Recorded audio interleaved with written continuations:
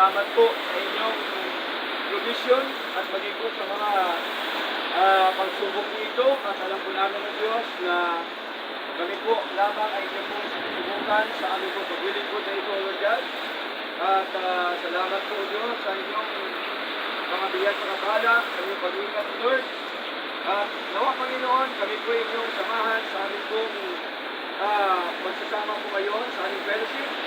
At turuan niyo po naman kami sa inyo po mga salita sa maikling exhortation, Panginoon, na aming pong ganapin ngayong hapon ito sa bahay po ng Nanay Muring. Salamat po sa kanyang buhay na patuloy po na bukas ang kanilang mga puso sa inyong gawain po, Diyos. Maraming salamat din po sa buhay ni Nanay Lenny, Lord, na patuloy niyo pong ginagamit at pinakasangkapan, Panginoon. Nawa, Panginoong Diyos, kami po inyong kinusin, Lord God, na kami po ay ilayan niyo po sa anumang sakit, sa anumang karamdaman, lalo na sa panahon po ngayon, Panginoon, na pagkulan.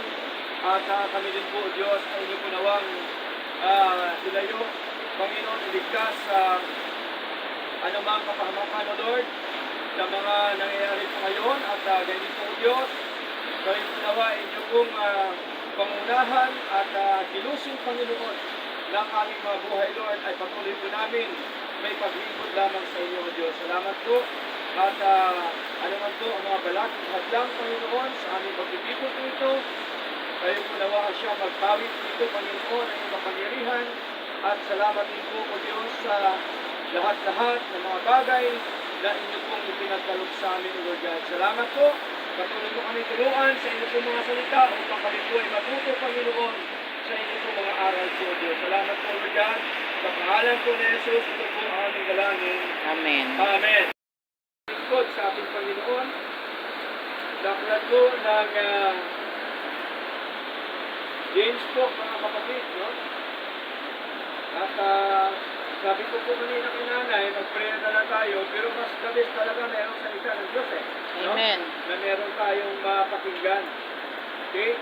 Sabi ko dito sa aklat po ng James, mga kapatid, no? Sa Tagalog po ay Santiago, chapter 4. No? May sinabi ko dito, basahin ko lamang po sa inyo. At ito po ang sinasabi.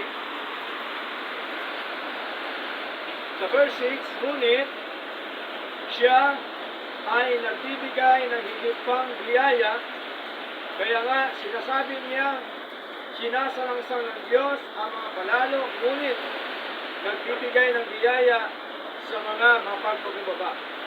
Verse 7, pasasok ang inyong sarili sa mga tuwid sa Diyos, salansangin ang diablo, at siya ay tatakas mula sa inyo.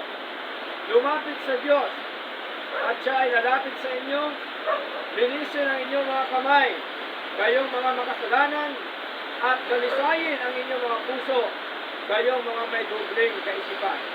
So dito po ay nakita ko natin na ang sabi po ng ating kapatid na Santiago, ngunit siya, sinong siya, yung ating Diyos, ay nagbibigay ng higit pang biyaya. So, ang dahilan kung bakit patuloy po natin pinaglingkuran po ang ating Diyos sapagkat ang Diyos po na ating pong pinaglingkuran, mga kapatid, ay nagbibigay sa atin ng biyaya. Okay? Ano pong biyaya ang ating natanggap sa Lord? Biyaya ng buhay na ito, no? Na tayo malakas, tama po, tayo masigla, tayo po ay malakas sa pisikal na katawan, tayo po ay malakas sa buhay espiritual, at lahat po, no, na ating pong tinatangkilik, ito po lahat ay biyaya po ng ating Diyos. Okay? So, lakas natin lahat po yan ang ginagawa natin. No? Biyaya po ng ating Panginoon. At tandaan po natin, ang gusto po ni Lord ay huwag tayo maging palalo. Ibig sabihin, mapagmataas. No? Kapagkat malinaw ng sabi ng Panginoon, nagbibigay siya ng biyaya sa mga mapagpakumbaba. Pakumbabang puso ang kailangan sa harapan po ng Diyos, no?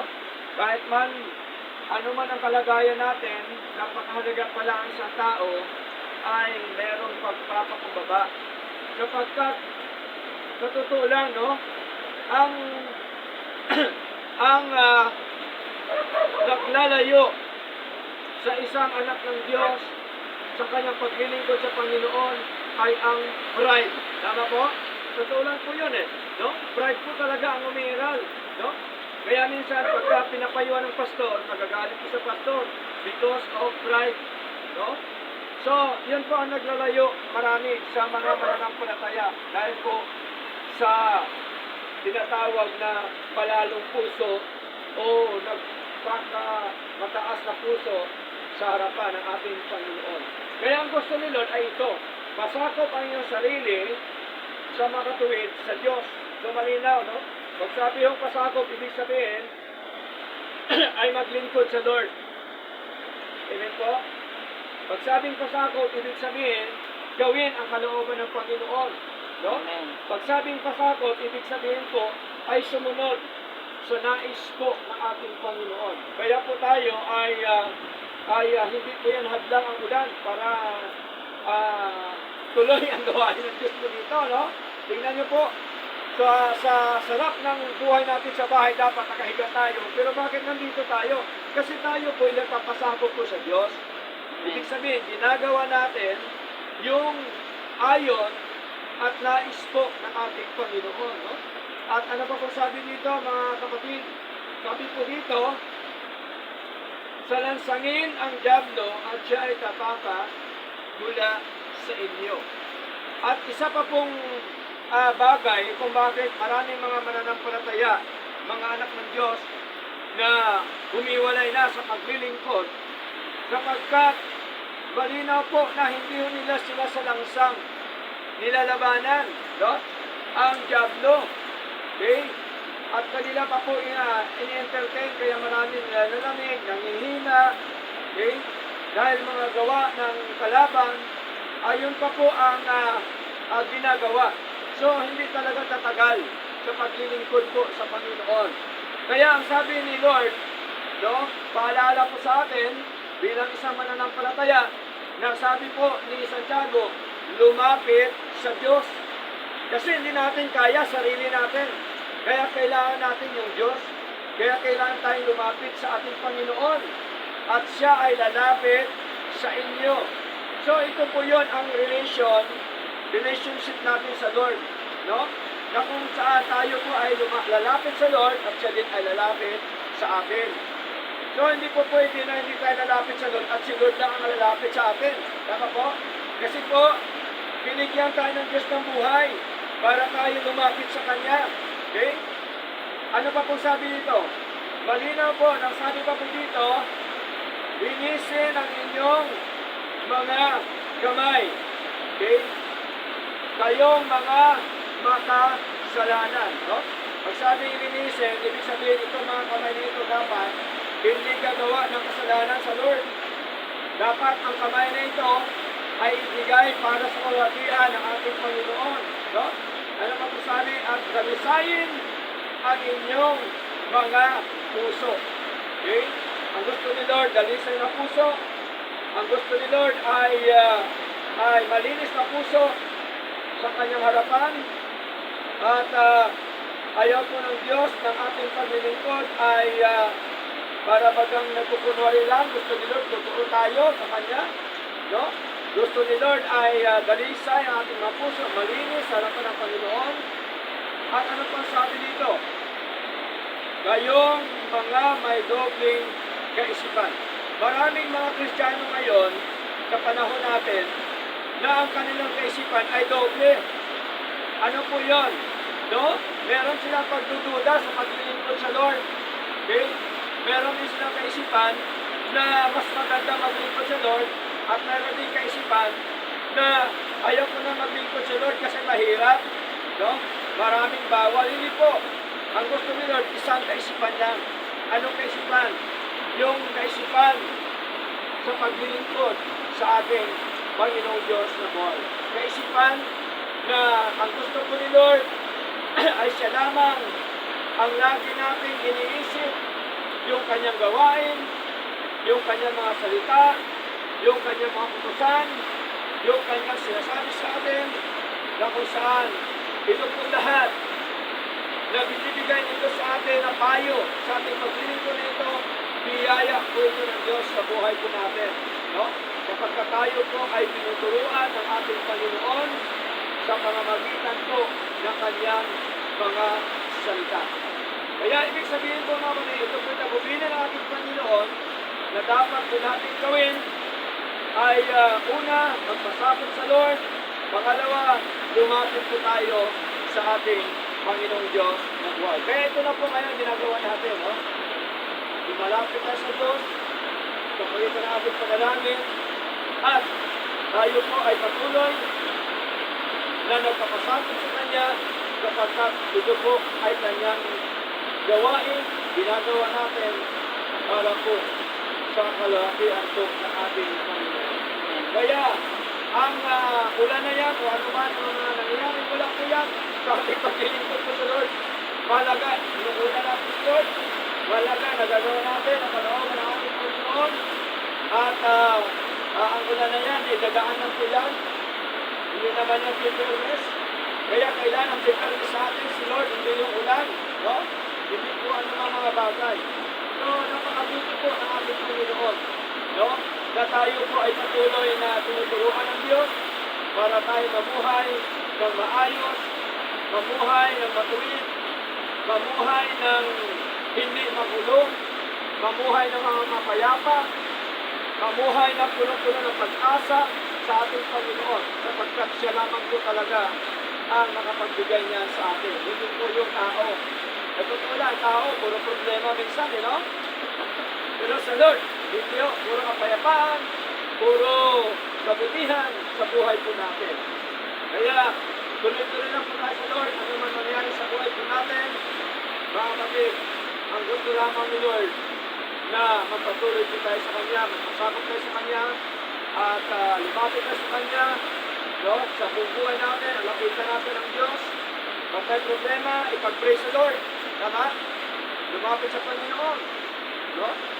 At ang Diyos ang siya magbigay katugunan sa lahat ng mga bagay. At tandaan po natin, meron pong process at biyaya ng Diyos. Lahat po yan, panalangin natin, may process po yan lahat. Ayon po yan sa kalooban ko ng ating Panginoong Diyos. Salamat po na marami at tawa, meron po tayo matutunan kay paano ng mga salita po ng ating Diyos. Dahil po lahat ay manalangin sa inyong kabutihan, sa inyong kanilangan po Diyos. Salamat po Ama sa inyong mga salita na magbigay sa amin ng sigla ng lakas, amin po spiritual. At salamat po Lord yan. Kami po inyong tinuruan na kami po ay magpasakot sa inyo. Lumapit po sa inyo Panginoon at kayo po ilalapit sa amin. At salamat din po Diyos sapagkat kami po inyong tinuruan Panginoon na dapat po kami magpapababa po sa inyo o Diyos. At kapag kami ay nagpakumbaba Panginoon, kami po inyong pagkaluban ng mga biyat pagkapalan po o Lord God. At ganyan po Diyos, amin din pong pinapasalamatan ang inyong kabutihan, kalakasan at kasiglahan sa aming mga buhay, at ganyan po sa buhay ni Nanay. Muli, Panginoon, nawa, patuloy mo siyang bigyan ng kalusugan, kalakasan, kasiglahan, Panginoon. Dugtungan niyo papunawa ang kanyang buhay, po Diyos. At hindi po namin siya pababayaan, Panginoon, sa amin pong ginagawa para sa inyo, sapagkat alam po namin na kayo po ang siya nagpapalakas sa Kanya. Alam po namin, O Diyos, na kayo po ang siyang patuloy na nagbibigay sa Kanya ng buhay, biyaya at pagkapala, Panginoon. At alam po namin, O Diyos, na siya po, Panginoon, ay inyo pong inibig.